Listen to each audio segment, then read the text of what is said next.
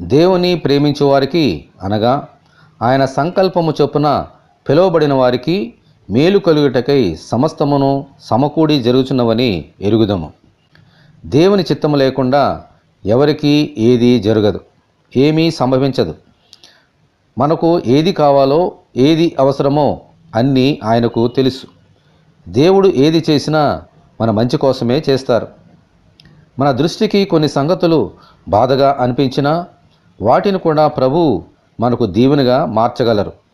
దేవునికి స్తోత్రము, హల్లెలూయా.